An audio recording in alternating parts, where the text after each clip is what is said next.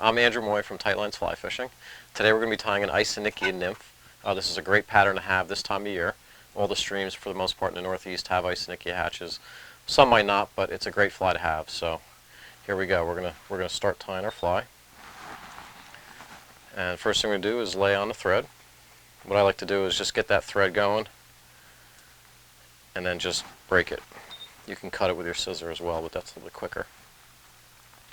We're going to come all the way back to the bend, right behind the barb a little bit. We're using a Tiemco 2312 in a size 10. It's actually a dry fly hook, but we're going to tie this nymph on a little bit lighter wire shank. And the first thing we're going to do is we're going to put on a little bit of ostrich herl for the tail. We're going to use brown. I'm going to take 3 strands. I'm just going to line the tips of these up. And they're kind of blunt. And I'm going to tie them in short, very short, only maybe about 1/3 the length of the hook shank. And I'm just going to tie those in right here in the back. And then same thing, I can just break those. You can cut them if you want. So that's tied in. Now we're going to use, an Isonychia Nymph has a white stripe down its back. We're going to use a turkey biot. And we're not using the biot side. The traditional biot side would be this side here. This side here. We're going to use the thinner side here. Okay? Just to keep that a thinner profile on that. So what I'm going to do is I'm just going to trim a little bit off, and I'm going to tie that in by the thin side, right on top of the shank. Right there. Then we're going to put a rib through the body, and for the rib we're going to use some flat wax nylon thread. It's a Danville product. And we're going to tie it in. You can double it over if you want your rib a little thicker. I'm just going to use it a single strand, and I'm going to tie that in the back as well.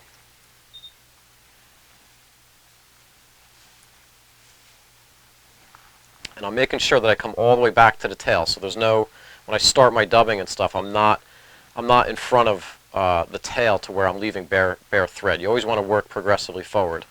So you want to make sure that when you tie your tail and you start the rest of your body, that you're up against your previous part of the fly that you tied in. Now I'm going to use, this is a rabbit dubbing. It's like a rusty brown color, kind of a reddish brown. It's a good Isonychia color. And you can use various shades. Some of them have a little bit more red in them. Some almost have a little bit of a purple color in them. Some are more of just a brown color. But usually a reddish brown of some sort is a good shade to use. And when I'm dubbing here, I'm just going real easy on the dubbing. I'm not putting it on super tight. I'm leaving it a little bit buggy. And I'm going to start in the back here. And an Isonychia doesn't have a real big thick taper like a lot of bugs do. It's a fairly thin mayfly. So, and I'm going to bring this forward I'm going to come forward about 2/3, a little bit less than 2/3 of the way. So I'm going to come forward, I'm going to get just beyond my halfway point.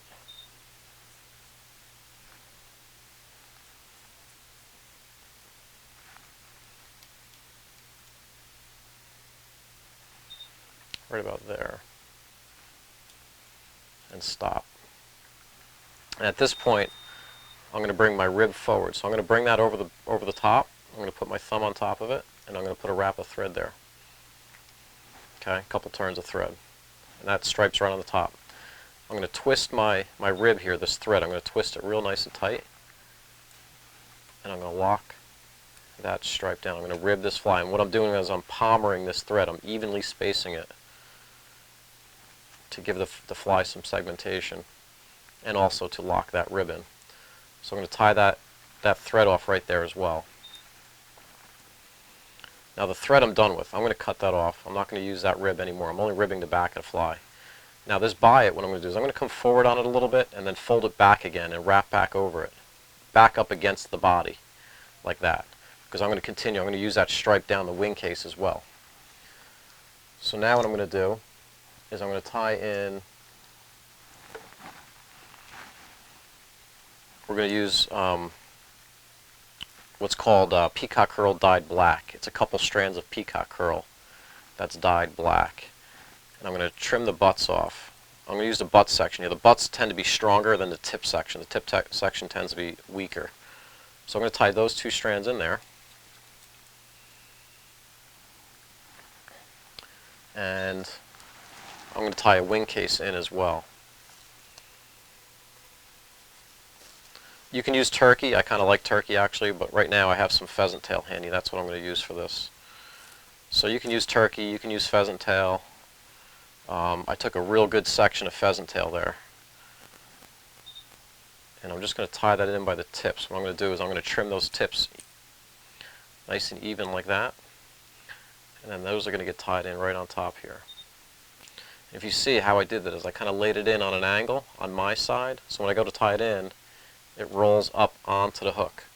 If I start on top of the hook, it has a tendency to roll around, especially if you don't have your thread tension right. If you put pressure, you have it on top and you put pressure all the way around, you're going to roll it around. So that's a better way of tying it in. So we're going to lock that in, come back like that. Now you could tie the wing case in first and then the peacock curl. It really doesn't matter because the way that wing case is tied in, the peacock curl is not in the way. Now I'm going to advance my thread to the eye, or just behind the eye, and I'm going to wrap this peacock curl going forward. And I'm going to tie that off. I'm going to break that. If you want, you can put a couple turns. This thread won't show in there. It's just to kind of strengthen that peacock curl if you want to do that. Personally, I don't like doing that. You could also put wire in there, and we'll show you in future videos other ways of strengthening that. Now we're going to use a partridge feather to do the legs on this, and I'm going to select one that looks something like that. Okay, it's kind of brownish in color.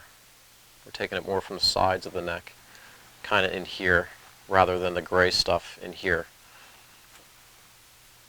So I'm going to strip this back on the bottom. So I'm stripping that back, and then I'm going to take a little bit more off. Be very careful with these, they're very brittle. I'm going to hold this by the tip and pull some more of those legs back. And then what I'm going to do is I'm going to trim that center out, like so. So that leaves like a V shape. And that's going to become my legs now. So I'm going to throw those right on top, like that. And I'm going to do a couple loose turns around that stem. And I'm going to bring that up on top and then just tuck those legs underneath slightly. You want to make sure that the apex of that V is in front of the wing case. When I go to fold this wing case over, it doesn't make it come forward. And you want to pull this till you get the legs the length that you want. Which should be, in this case, it's up to you. You can kind of decide. I kind of like them to be about maybe half the length of the shank, maybe a little bit more. So now I've brought that wing case over. I've tied that off. Okay. And I'm just going to trim those. What I do is I kind of stand those up like that, give that a good trim, put a few more turns on that to lock that head, fold that white by it over, tie that off, finish your head.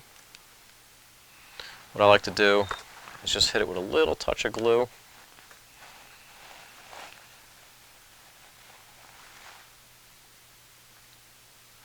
Just to make sure that the wing case and that turkey bite don't pull out.